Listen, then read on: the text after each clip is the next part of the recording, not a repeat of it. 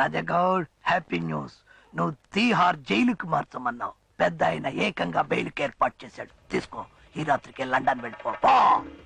వద్దు వద్దు, నాకు జైలు వద్దు, బెయిలు వద్దు. వాణ్ణి చంపందే నేను ఈ ఊరు వదిలి వెళ్ళను. ఎవడాడు? నన్ను ఇక్కడిలా పడుకోబెట్టిన వాడు. వాడు నాకు కావాలి. వాణ్ణి నేను చంపాలి. ఇంతకీ వాడెవడు? పేరేంటి? ఎవడో బలయ్య అంట.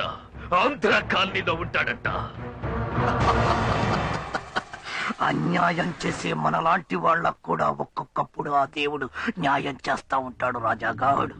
వాడు నిన్ను మాత్రమే దెబ్బ కొట్టాడు, కానీ నన్ను, నా జీవితాన్ని చావు దెబ్బ కొట్టాడు. వాడిని మాత్రమే నాశనం చేస్తే సరిపోదు, వాడి కాలనీతో సహా సర్వనాశనం చేయాలి. చేస్తా. వాడిని, వాడి కాలనీని సర్వనాశనం చేస్తా.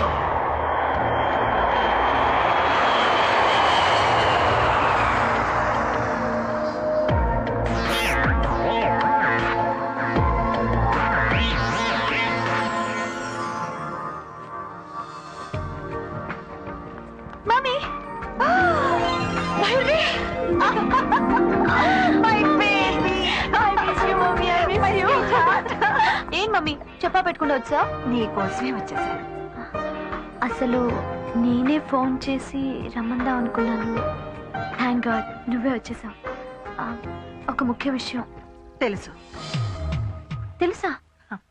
మీ హాస్టల్ ఎదురుగా ఉన్న కాలనీలో ఒక అతన్ని ప్రేమిస్తున్నావు. అతని పేరు బాలకృష్ణ.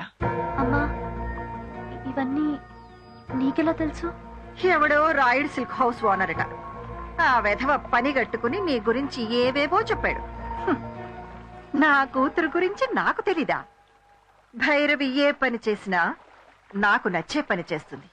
అలాగే భైరవి ఏం చేసినా నాకు నచ్చుతుంది. అమ్మా, ఒక పేదవాడిని ప్రేమించినందుకు ఏమంటావో అని భయపడ్డాను, కానీ నువ్వు... అతను పేదవాడా? కాదమ్మా, ఎప్పుడు నా కూతురు విలువైన మనసును గెలుచుకోగలిగాడు అప్పుడే అతను నీ హృదయ సామ్రాజ్యానికి చక్రవర్తి అయ్యాడు.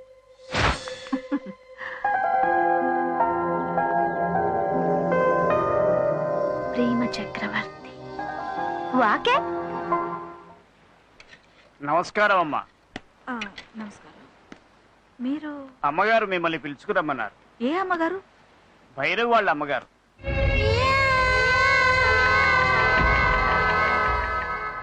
నమస్కారమ్మా. కబూర్ పెడితే నేనే వచ్చేదాన్ని కదమ్మా. అనవసరంగా మీరు శ్రమపడి ఇంత దూరం. పని నీదైతే నువ్వు నన్ను వెతుక్కుంటూ రావాలి, పని నాదైతే నేనే నిన్ను వెతుక్కుంటూ రావాలి. ఇప్పుడు నీతో నాకొక పని ఉంది. నాతో మీకు? నా కూతురు భైరవి పెళ్లి గురించి మాట్లాడాలి. కారెక్కు.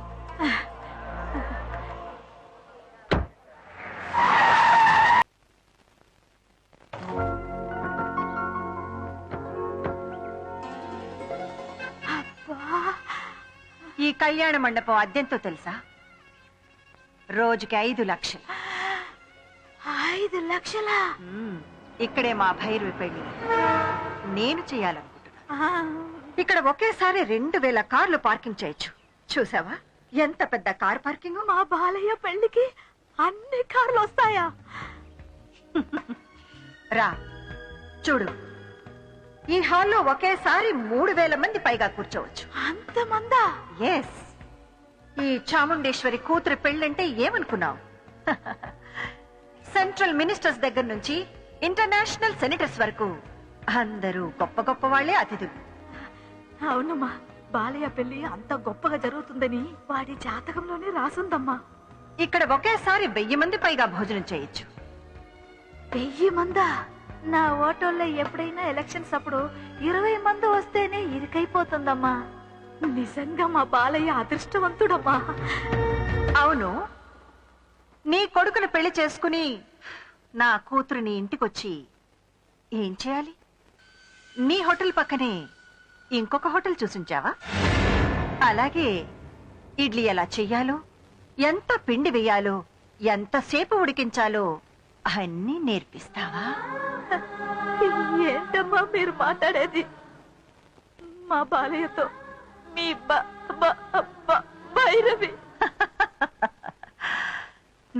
కూతురు పేరు చెప్పడానికి నువ్వు ఇంత తడబడుతున్నావే, నీ కొడుకు పేరు నా నోటితో అనడానికి నాకు ఎంత అసహ్యంగా ఉంటుందో నీకు తెలుసా?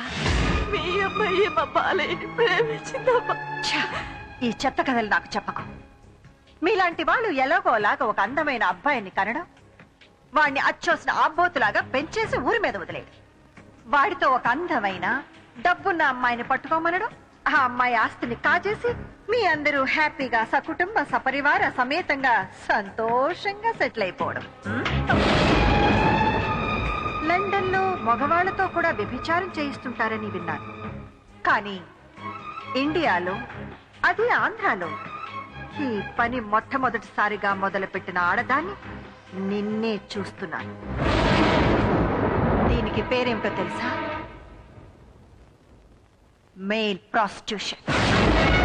నీకే ఒక ఆడపిల్ల ఉంటే దాని మీదే బ్రతికేదాన్ని. కొడుకు కాబట్టి ఇలాంటి బిజినెస్ మొదలుపెట్టా.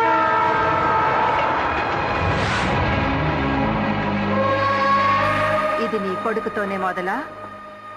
నీ బ్రతుకు ఇంతేనా?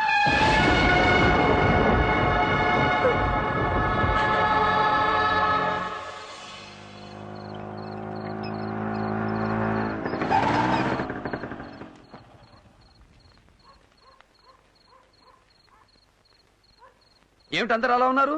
ఏమైంది? పొద్దుననగా వెళ్ళిన మీ అమ్మ ఇంకా రాలేదు బాబు. ఎక్కడికి వెళ్ళిందో ఏమైందో తెలియదు. పొద్దుటించి కనపడటం లేదా?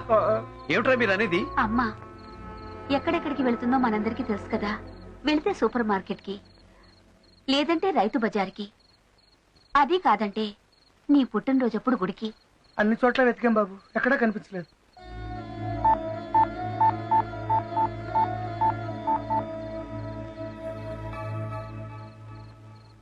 నో రిప్లై వస్తుంది కదా. పొద్దుటి నుంచి అదే వస్తుంది. నేను గ్రాండ్ గా పెద్ద కాపు లేఅవుట్ ఏరియాలో కళ్యాణ మండపం ఫిక్స్ చేసి మీ పెళ్లి ఏర్పాట్లు చేస్తుంటే ఈ సమయంలో వాళ్ళమ్మ మిస్ అయిందా? పోలీస్ కంప్లైంట్ ఇచ్చారా?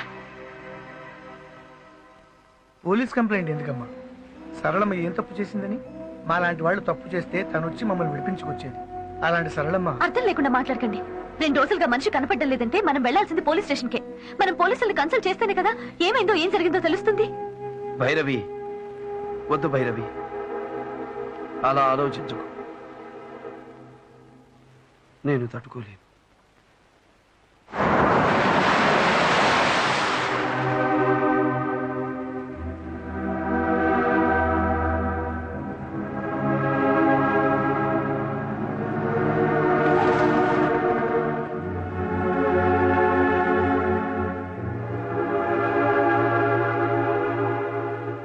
బాలయ్య, ప్రసాద్ అని మా బావ. గాజువాక గవర్నమెంట్ ఆసుపత్రిలో కాంపౌండర్ గా చేస్తున్నాడు. మన అమ్మ కనిపించకుండా పోయిన రోజు వీళ్ళ ఆసుపత్రికి 3 గుర్తు తెలియని సవాలు వచ్చాయంట. సరళమ్మకి హాస్పిటల్కి వెళ్ళాల్సిన అవసరమే ఉంది. ఒకసారి హాస్పిటల్కి వెళ్ళి చూడటంలో తప్పలేదు కదా.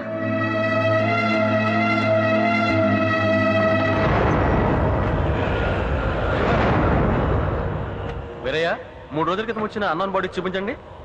ఏ బాడీ? ఆ చుడిదార్ కురపిల్లదా, రైలు కింద తలకాయ పెట్టిన కురవడదా? మన పెద్ద కప్పులేటి ఏరియాలో కళ్యాణ మండపం ఎదురుగా యాక్సిడెంట్ అయిన ముసలావిడ. ముందు వస్తువులు తీసుకొస్తాను, ఆవిడ వినేమో చూడండి, తర్వాత బాడీ చూపిస్తాను.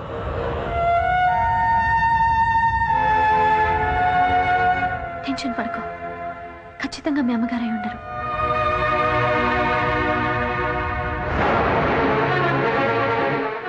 ఒకటి పట్టుకో.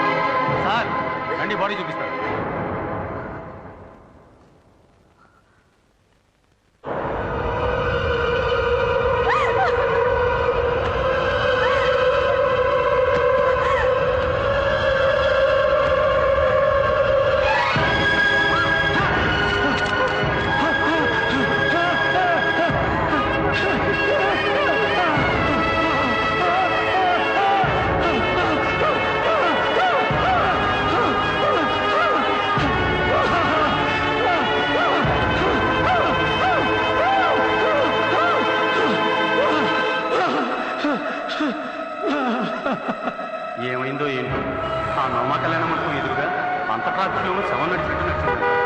నిమిషాల్లో శవంగా మారింది పాప.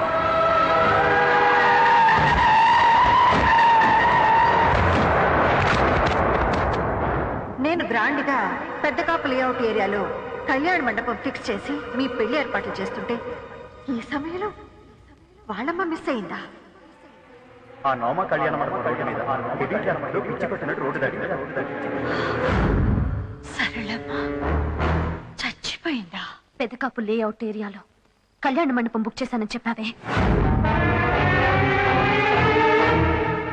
అక్కడికి నువ్వు మాత్రమే వెళ్ళావా? అవును, నేను మాత్రమే వెళ్ళాను. అబద్ధం. సరళమ్మని కూడా తీసుకునే వెళ్ళావు. ఎవరు చెప్పారు? సరళమ్మ చనిపోయింది ఆ కళ్యాణ మండపం ఎదురుగా ఉన్న మెయిన్ రోడ్ లో అని ఎప్పుడైతే నాకు తెలిసిందో అప్పుడే ఆమె చావుకు కారణం నువ్వే అని తెలుసుకున్నాను. నో, ఆవిడ అక్కడికి తీసుకువెళ్ళింది, మాట్లాడింది నిజం. కానీ ఆవిడ చావుకి కారణం మాత్రం నేను కాదు. మరెవరు? ఆవిడ స్థితి పరిస్థితి మన అంతస్తుకు సరిపోమన్న నిజాన్ని ఆవిడ జీర్ణించుకోలేకపోయింది. అందుకే సరళమ్మ చనిపోయింది. నా దగ్గర అన్ని ఒప్పుకున్నట్టు మాట్లాడి ఆవిడ దగ్గర మరోలా మాట్లాడావు కదూ. నాకిష్టమైంది మాత్రమే ఇంతకాలం చేసిన నువ్వు నాకిష్టం లేనిది నాకు తెలియకుండా చేశావు. అలాంటిదే ఇది కూడా.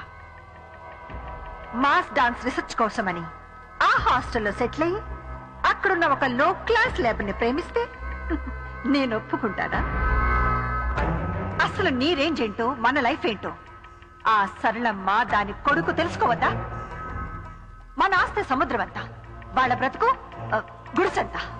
ఆ సముద్రం కోసం గుడిసె ఆశపడితే అది అందులోనే మునిగిపోతుంది. అదే సరళమ్మ విషయంలో కూడా జరిగింది. దీనికి నువ్వు నేను బాధపడవలసిన అవసరం లేదు. నువ్వు చేరాల్సిన స్కూలు, చదువుకున్న కాలేజ్, నువ్వు కట్టుకున్న చీర నుంచి నువ్వు కట్టబోయే మ్యూజిక్ కాలేజ్ వరకు 1000 డిజైన్లు చూస్తే గానీ డిసైడ్ చేయను మీ అమ్మ. జీవితాంతం నిన్ను కట్టుకుని బ్రతకాల్సిన వాడు ఎలా ఉండాలో, వాడి రేంజ్ ఏంటో, వాడి స్టేటస్ ఏంటో తెలుసుకోకుండానే డిసైడ్ చేస్తుందని ఎలా అనుకున్నావు భైరవి? అన్ని స్థాయిలు ఆలోచించే మా నాన్నతో తాళి కట్టించుకున్నావు. మరెందుకు పెళ్ళైన 4 ఏళ్లకే వీధికేకి విడాకులు తీసుకున్నావు? సో నీ లైఫ్ సెట్ చేసుకోవడమే నీ వల్ల కాలేదు. నా లైఫ్ డిసైడ్ చేస్తావా? Shut up. ఈ చాముండేశ్వరి ఫ్లవర్ బొకే కొన్నా 5 స్టార్ హోటల్లో కొంటుందే గానీ ప్లాట్ఫామ్ లో కొందా. వాడి అమ్మ వాడు చచ్చినా బ్రతికినా ఒక ప్లాట్ఫామ్ గాని నీకు భర్తగా చేయడానికి చచ్చినా ఒప్పుకోను. ఒప్పుకున్నా ఇంకా కుదరదమ్మా. సరళమ్మ చావుకి కారణం నువ్వని తెలిసాక బాలయ్య నా మొహం కూడా చూడు. బాలయ్య బ్రతుకు నేను కళ్ళు కూడా ఊహించుకోలేను. సరళమ్మ చావుని బాలయ్యకి నువ్వు బహుమతిగా ఇచ్చావు. అలాగే నేను కూడా నీకు బహుమతిని ఇవ్వబోతున్నాను. అతనికి అమ్మలేదు. ఇక నీకు